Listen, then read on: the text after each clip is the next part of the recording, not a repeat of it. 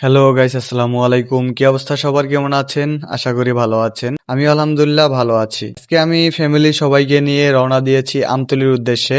বাবা মা আমাদের জন্য সারা জীবন কত কিছুই না করেন। ছোটবেলা থেকে এই পর্যন্ত খাওয়া পড়া স্বপ্ন পূরণ সবকিছুতেই তাদের হাত ছিল, কিন্তু কখনো কি ভেবেছি আমরা তাদের জন্য কি করেছি? তাই আজ সেই সুযোগটা নিলাম, বাবা মাকে নিয়ে বেরিয়ে পড়লাম আমতলির উদ্দেশ্যে, শুধু তাদের জন্য কিছু করার আনন্দটুকু অনুভব করতে। তাই রওনা দিয়ে চলে আসলাম সাহেববাড়ি বাস স্ট্যান্ডে। বাস স্ট্যান্ডে এসে এখান থেকে একটা মাহেন্দ্রা নিয়ে নিলাম, মাহেন্দ্রায় উঠে পড়লাম। যাত্রী আমরা সবেমাত্র 4 জন হয়েছি, তাই যাত্রী ফুল না ভরা পর্যন্ত মাহেন্দ্রা ছাড়ে না। তাই আরো কয়েকজন যাত্রী হওয়ার আগ পর্যন্ত অপেক্ষা করলাম। অপেক্ষা করার পরে আরো কয়েকজন যাত্রী হওয়ার পরে মাহেন্দ্রা ছেড়ে দিয়েছে। গাড়ি চলতে লাগলো গন্তব্যস্থানের দিকে। অনেকদিন ধরেই ভাবতেছি বাবা মায়ের জন্য কিছু করব, কিন্তু কিছুই করা হয়ে উঠতেছিল না। ছুটিও পাচ্ছিলাম না, বাসায় আসতে পারতেছিলাম না, তাই কিছু করতেও পারতেছিলাম না। অবশেষে সুযোগটা পেলাম, তাই আর সুযোগটা হাতছাড়া করতে চাচ্ছিলাম না। তাই রওনা দিয়ে দিলাম তাদেরকে নিয়ে কিছু করার জন্য, তাদেরকে কিছু উপহার দেওয়ার জন্য, তাদেরকে খুশি করার জন্য। চলে আসলাম আমতলী এক স্কুল চৌরাস্তায়। এখানে নেমে একটু রাস্তা পার হয়ে আরেকটা অটো নিয়ে নিলাম। অটোতে করে আমরা চলে যাব মেয়র মার্কেটের দিকে। সাথে আছে আম্মু আর ছোট বোন। বাবা এখনো আসেনি, বাবার এখনো ছুটি হয়নি, বাবার আসতে একটু সময় হবে, দেরি হবে। বাবাকে ফোন দিয়েছিলাম, সে বলল একটুখানি কাজ আছে, কাজটা শেষ করে তারপর আসবে। আমাদেরকে চলে যেতে বলল আমতলিতে, তারপরে সে আসবে। তাই আমরা রওনা দিয়ে চলে আসলাম। একটা মজার বিষয় হলো, ছোট বোন আম্মু বাবা কেউই জানে না যে আসলে আমতলি কিসের জন্য আসা। তারা জানে যে আমার কিছু কেনাকাটা করা দরকার, আমি কিছু কেনাকাটা করব আর তাদেরকে নিয়ে একটু ঘুরতে আসব, তারা এইটুকুই জানে। তারা আসলে জানে না যে তাদেরকে খুশি করার জন্য আমি কিছু চিন্তা ভাবনা করেছি। গাড়ি থেকে নেমে দাঁড়িয়ে আছি, এখন আম্মু জিজ্ঞাসা করতেছে যে কি কিনবো।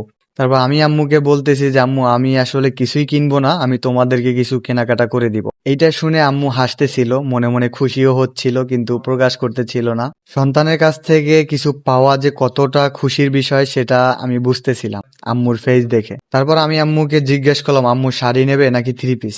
আম্মু যেহেতু সব সময় 3 পিস পরেন, তাই 3 পিসই নেওয়া ঠিক হলো। চললাম দোকানে, একটা দোকানে ঢুকলাম। দোকানদার জিজ্ঞেস করতেছে আপা কি নিবেন, বসেন। তারপর আম্মু বলল ভাই 3 পিস নিব। তারপর 3 পিস দেখানো শুরু করলো দোকানদার।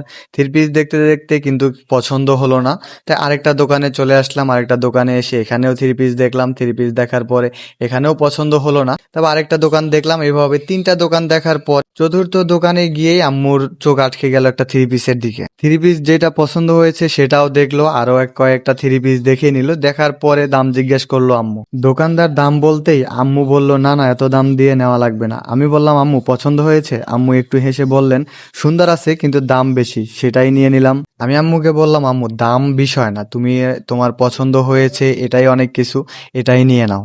তারপরও নিতে চাচ্ছিল না, আমি জোরাজুরি করে সেটাই নিয়ে নিলাম। তারপর তো আম্মু বকাবকি শুরু করলেন, এত দাম দিয়ে কেন নিলি, কিন্তু তার চোখের কোণে যে একটু আনন্দ দেখলাম সেটাই আমার জন্য সব। আম্মু তুমি সারা জীবন নিজের কথা না ভেবে আমাদের কথা ভেবেছো, আজ একটু নিজের জন্য নাও, এটুকু তো তোমার প্রাপ্য। এরপরের ছোট বোনের জন্য একটু কেনাকাটা করে নিলাম। তারপর অপেক্ষা বাবার জন্য। বাবা একটু দেরিতে এলেন, বাবাকে নিয়ে গেলাম শার্ট প্যান্টের দোকানে। এক দোকান দুই দোকান দেখতে লাগলাম, কিন্তু বাবা শার্ট প্যান্ট পছন্দ হচ্ছিল না। বাবা আমাকে বলতেছে যে তুই পছন্দ করে দে। আমি বললাম যে না, আমার পছন্দে আজ কিছুই হবে না, তোমাদের পছন্দে হবে।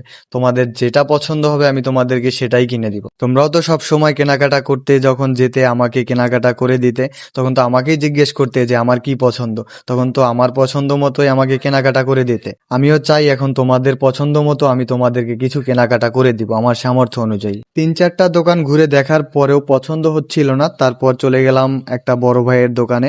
এখান থেকে আমি যখন এলাকায় থাকতাম তখন আমি নিজেই কেনাকাটা করতাম, সব সময় এখান থেকেই কেনাকাটা করতাম। সেখানে বাবাকে দেখলাম যে 2টা শার্ট পছন্দ করেছে। 2টা শার্ট পছন্দ করে আমাকে বলতেছে যে এই 2টার ভিতরে কোনটা নিব বল, আমি সেইটাই নিব। আমি বললাম যে তোমার কি 2টিই পছন্দ হয়েছে? বাবা বলল হ্যাঁ 2টা পছন্দ হয়েছে, 2টা কালারই ভালো, এখন 2টার ভিতরে যে কোনো একটা তুই পছন্দ করে দে। আমি বললাম যে 2টার ভিতরে একটা না, তুমি 2টাই নিয়ে নাও। শার্ট পছন্দ করার পরে বললাম যে প্যান্ট বের করেন, প্যান্ট বের করে দেখালো। প্যান্ট বের করার পরে প্যান্ট পছন্দ করলাম, তারপর 2টা শার্ট একটা প্যান্ট নিয়ে নিলাম। বাবাকে বললাম বাবা তুমি সারা জীবন পরিবারের জন্যই খেটে গেছো, নিজের জন্য কিছুই চাওনি কখনো, আজ তোমাকে একটু দিতে পেরে মনটা ভরে গেল।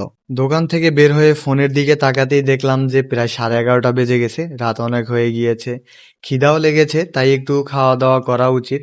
খাওয়ার জায়গা খুঁজতে গিয়ে এক জায়গা থেকে আরেক জায়গা, মেয়র মার্কেট, এক স্কুল চৌরাস্তা, সকাল সন্ধ্যা হোটেল, সব জায়গায় রাত বেশি হয় খাবার শেষ।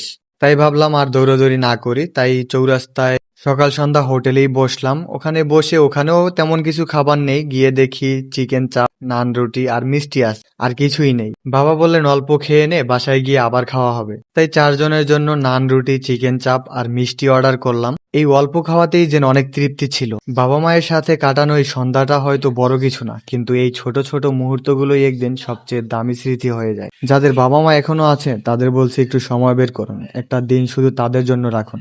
তাদের হাসিটাই আপনার সেরা পুরস্কার। খাওয়া দাওয়া শেষ করে রওনা দিয়ে দিলাম বাসার উদ্দেশ্যে। বাবা মায়ের জন্য এতটুকু করতে পেরে নিজের কাছে খুবই ভালো লাগতেছে। সবাই আমার জন্য দোয়া করবেন, ভবিষ্যতেও যেন বাবা মায়ের জন্য কিছু একটা করতে পারি। আল্লাহ হাফেজ।